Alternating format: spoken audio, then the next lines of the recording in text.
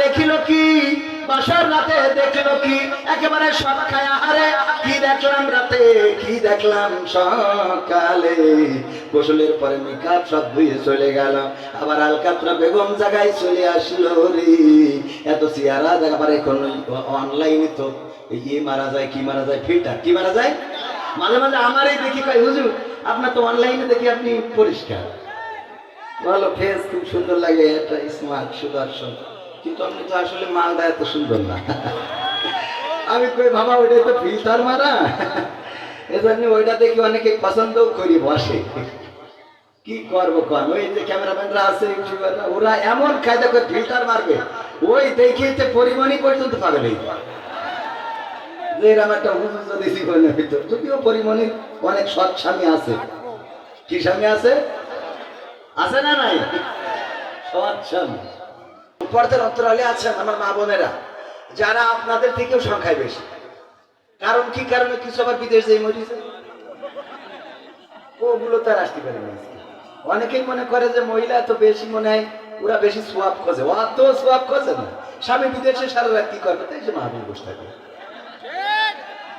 ঠিক না বে ঠিক তো এই জন্যই মা বোনেরা একটু মাহফিলে বেশি তো আমার মা বোনেরা আছেন পর্দার অন্তরালে বিশেষ করে যুব শ্রেণী যারা যুব সমাজ আমার প্রাণ আমার চলার অনুপ্রেরণা এই যুবকেরাই আমাকে অনুপ্রাণিত করে যখন কোনো যুবক দৌড়ে এসে বলে হুজুর আপনার নাটক আপনার গান আপনার সঙ্গীত আপনার আলোচনা এগুলো আমাদেরকে মুগ্ধ করে আমরা এগুলো দেখি শুনি ভালো লাগে যে অন্তত এই যুবক সালমান শাহ শাকিব খান শাহরুখ খান এদের কাছে যাই নাই অন্তত একজন দাড়িওয়ালা টুপিওয়ালার কাছে এসেছে এটা ভালো লাগার কিনা এটা ভালো লাগার কিনা এই জন্য যুবকদেরকে আমি সবসময় হৃদয় দিয়ে ভালোবাসি এবং রাসূল সাল্লাল্লাহু আলাইহি ওয়াসাল্লাম যুবকদেরকে বেশি মহব্বত করতেন যদি কোনো যুবক আল্লাহর নবী যদি কথা বলতেন আলোচনা করতেন আর সেখানে যদি কোনো যুবক এসে দাঁড়িয়ে যেত বসার মতো যদি কোনো পার্টির ব্যবস্থা না থাকতো বিশ্ব নবী সাল্লাল্লাহু আলাইহি সাল্লাম নিজের গায়ের চাদরটা খুলে ছেড়ে দিতেন ও যুবক নাও আর এই চাদরটা বিছিয়ে ওই জায়গায় বসে পড়ো বলেন আল্লাহু আকবার যুবকদেরকে এতটাই মহব্বত করতেন নামাজের সামনের কাতারে দাঁড়াতে দিতেন আর আমাদের সমাজের যুবকদেরকে যদি কোনো মুরব্বী আসে যুবকদের বলা হয় পিছনে যাও বলে ঠিক না বেটি যুবকদেরকে পিছনে যেতে বলা হয় আর রাসূল সাল্লাল্লাহু আলাইহি সাল্লাম যুবকদেরকে সামনে এগিয়ে দিতেন শুধু তাই নয় আপনারা সবাই জানেন আল্লাহর নবী যখন দিন প্রচার করেছে তখন বাধা দিয়েছে বৃদ্ধরা আর সহযোগিতা করেছে যুবকেরা বলেন ঠিক কি না ঠিক না বেটি আল্লাহর রাসূল যখন দ্বীনের দাওয়াত দিয়েছেন দাওয়াত কবুল করেছেন আবু বকর রাদিয়াল্লাহু তাআলা আনহু রাসূলের সমবয়সী দাওয়াত কবুল করেছেন আলী 8 বছর বয়স মতান্তরে 12 বছর বয়স দাওয়াত কবুল করেছেন বেলাল খাব্বাব খুবাইব রাদিয়াল্লাহু তাআলা আনহু সব যুবক ইয়াং শ্রেণীর মানুষ আর যারা বাধা দিয়েছেন তারা ছিল আবু জাহেল আবু লাহাব উতবা শাইবা মুগীরা আবু সুফিয়ান সব বাবার বয়সী চাচারা দাদারা এরা বাধা দিয়েছে আর যারা যুবক শ্রেণী ছিল তারা সহযোগিতা করেছে বলেন সুবহানাল্লাহ যুবকরা সহযোগিতা করেছে আর বাধা দিয়েছে বৃদ্ধরা আমাদের প্রিন্সিপাল সাহেব না অধ্যাপক সাহেব সভাপতি সাহেব এক কথায় রাগ করতে পারবে না কারণ ওনারও যৌবনকাল ছিল ঠিক না বেঠিক ওনারও যৌবনকাল ছিল সেই যৌবনকালটা কাজে লাগিয়েছে কিনা এটা হলো বড় কথা আল্লাহর নবী বলেছেন সাল্লাল্লাহু আলাইহি ওয়াসাল্লাম পরকালের ময়দানে 7টা শ্রেণী জান্নাতে 7টা শ্রেণী আরশের ছায়ায় স্থান পাবে কয়টা সবাই বলেন কয়টা আরো জোরে কয়টা মিছিল তো হবে না রে এমন নাচতে বললে হবে না স্লোগান জোর হওয়ার দরকার আছে না নাই আরশের ছায়া তলে স্থান পাবে কয়টা শ্রেণী কয়টা জোরে বলেন কয়টা জোর হলো না কয়টা 7টা শ্রেণী স্থান পাবে তার মধ্যে একটা শ্রেণী হলো সেই সকল যুবকেরা যেই যুবকেরা তাদের যৌবনকালকে আল্লাহর রাস্তায় ব্যয় করে গিয়েছে, যৌবনকালটা আল্লাহর ইবাদতে কাটিয়েছে, যৌবনকালে তাহাজ্জুদের নামাজ আদায় করেছে, যৌবনকালে তাফসীর মাহফিলে সম্পৃক্ততা রেখেছে, যৌবনকালে দিন কায়েমের আন্দোলনে থেকেছে, যৌবনকালে আল্লাহর দিন কায়েমের জন্য রাজপথে থেকেছে, এই যুবকেরা আরশের ছায়াতলে স্থান পেয়ে যাবে। সুতরাং যুবক যারা আছো গো, আল্লাহর দেওয়া অফারটারে গ্রহণ করে নাও। গ্রহণ করার দরকার আছে না নাই? আল্লাহ অফার দিয়েছেন। কেমন অফার? বিশ্ব নবী সাল্লাল্লাহু আলাইহি ওয়াসাল্লাম বলছেন, ও মা যুবকেরা শুনে নাও, যদি যৌবনকালে কেউ একটা সওয়াব করে, বৃদ্ধকালে 70টা সওয়াব করলে যেমন হতো, যৌবনকালে একটা সওয়াব করলে তেমন হয়ে যায়। বলেন সুবহানাল্লাহ। বৃদ্ধকালে 70টা সওয়াবের কাজ করলে যেমন হতো, যৌবনকালে একটা করলে সেই সওয়াব। আর যদি কেউ বৃদ্ধকালে একটা গুনাহ করে, যৌবনকালে 70টা গুনাহ করলে যেমন গুনাহ হয়, বৃদ্ধকালে একটা গুনাহ করলে তেমন গুনাহ হয়ে যায়। বলেন নাউজুবিল্লাহ। বৃদ্ধকালে যদি আপনি এক ওয়াক্ত নামাজ কাজা করেন, যৌবনকালে 70 ওয়াক্ত নামাজ কাজার মতো। আর যৌবনকালে যদি এক ওয়াক্ত নামাজ আদায় করেন, বৃদ্ধকালে 70 ওয়াক্ত নামাজ করার সমান, আদায় করার সমান। বলেন সুবহানাল্লাহ। এই অফার কাজে লাগানোর দরকার আছে না নাই? আমার প্রাণপ্রিয় যুবকেরা, আমি বিশ্বাস করি আমার যুবকেরা পরিবর্তন হবে, পরিবর্তন হতেই হবে, কারণ পরিবর্তনের বাতাস চলছে। বলেন ঠিক কিনা? পরিবর্তনের বাতাস চলছে।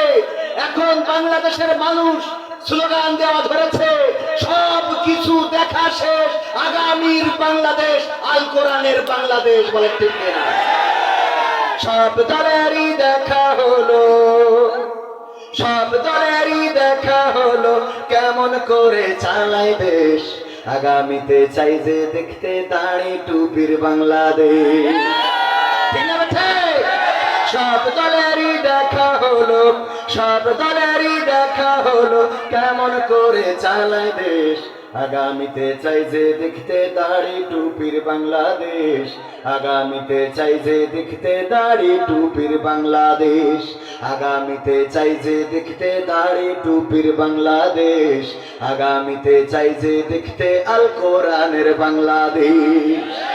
এমন নেতা চাই যে দেশে দুঃখ সবার বোঝায়, গরিব দুঃখীর বাড়ি বাড়ি দুঃখ কষ্ট খোঁজে রে, দুঃখ কষ্ট খোঁজে। এমন নেতা চাই যে দেশে দুঃখ সবার বোঝায়, গরিব দুঃখীর বাড়ি বাড়ি দুঃখ কষ্ট খোঁজে রে, দুঃখ কষ্ট খোঁজে। সব অধিকার ফিরিয়ে দিয়ে, সব অধিকার ফিরিয়ে দিয়ে আনবে দেশে খুশির লেশ, আগামীতে চাই যে দেখতে দাড়ি টুপির বাংলাদেশ, আগামীতে চাই যে দেখতে আল কোরআনের বাংলাদেশ।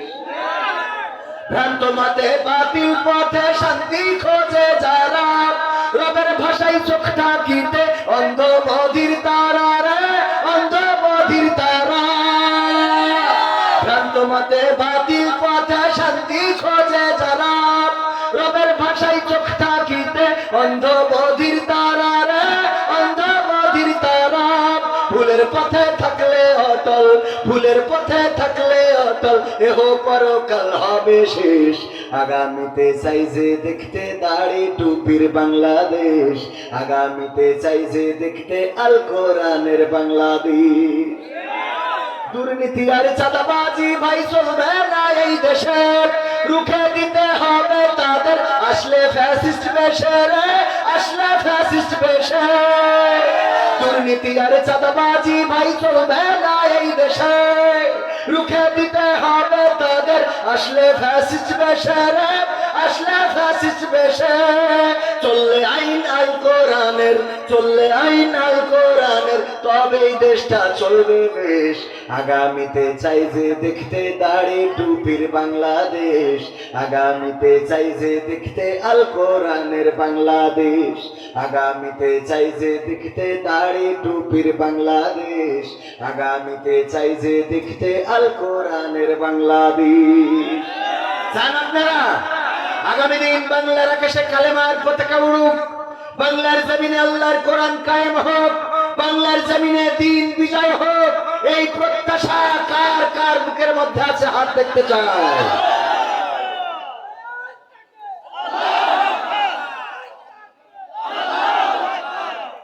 সম্মানিত ভাইয়েরা, সত্যি যদি দিনের বিজয় চান, বিজয় দিবেন কে? সংখ্যার দরকার আছে? বদরে কি সংখ্যা লেগেছিল? সংখ্যা দিয়ে ইসলামের বিজয় হয়নি। বিজয় হয়েছে কি দিয়ে? ঈমান দিয়ে। কি দিয়ে? ঈমান দিয়ে। ঈমান ছিল কার উপরে? আল্লাহর উপরে এবং তার রাসূলের উপরে। এই ঈমান থাকার কারণে বদরে 313 জন বিজয় ছিনিয়ে এনেছিলেন। এখন যদি আমরা শপথ নিই, জীবন যাই যাবে, রক্ত যাই যাবে, বাংলার জমিনে আল্লাহর জমিনে আল্লাহর দ্বীন কায়েম করে দেব, এই সিদ্ধান্ত নিলে কায়েম করে দিবেন কে? মনের পরিবর্তন কে ঘটাতে পারে? আল্লাহ রাব্বুল আলামিন কেমন করে মনের পরিবর্তন ঘটান? ওমর রাদিয়াল্লাহু তাআলা আনহু নবীর মাথা কাটার জন্য রওনা করলো, সিদ্ধান্ত নিল রাসূলের মাথা কাটবে।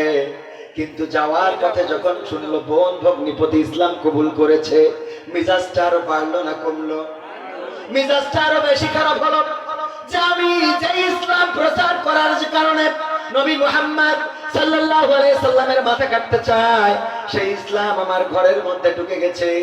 অনেক নেতারা বলে আমরা এত দলগিরি করি, অথচ বাড়ির মহিলা সভানেত্রী আছে না? মানে ভোটে দাঁড়ালি নিজের বউ দেবে না রে, আছে না? ওই দেখি বলে করে না সে, আর এই দেখি স্ত্রী যে বলে আল্লাহর পথ ছাড়া রাস্তা নাই, আছে না? ফিরআউনের স্ত্রী আসিয়া আলাইহিস সালাম ফিরআউনের কথা অমান্য করে নাই, স্বামী হিসাবে তার খেদমত করেছে। ফিরআউন এমন একজন শাসক ছিল যিনি আল্লাহর চেয়ারটা নিয়ে টানাটানি করেছে, বলেন ঠিক না বেঠে? এমন একজন শাসক, পৃথিবীতে কত শাসক এসেছে, ক্ষমতা ছাড়তে চায় নাই, চেয়ার ছাড়তে চায় নাই। এমনকি বাংলাদেশে যারা ক্ষমতায় ছিল কেউ কি স্বেচ্ছায় চেয়ার ছাড়তে চেয়েছে নাকি? না, ছাড়তে চায় নাই, চেয়ার থেকে ছাড়ানো লেগেছে। ফেরাউনও সেই চেয়ার ছাড়তে চায় নাই। কিন্তু ফেরাউনের ব্যতিক্রমটা ছিল এই পৃথিবীর অন্যান্যরা, Donald Trump, Biden, Barack Obama, তারপরে ওই যে ইসরায়েলের বেনিয়ামিন নেতানিয়াহু, এমনি ভাবে যারা আছে চেয়ার ছাড়তে চায় না। কিন্তু কেউ স্রষ্টা দাবি করে নাই, রব দাবি করে নাই। ফিরআউন এমন একজন ছিল, সে স্বয়ং নিজেরে আল্লাহ বলে ঘোষণা দিয়েছিল, বলেন নাউজুবিল্লাহ।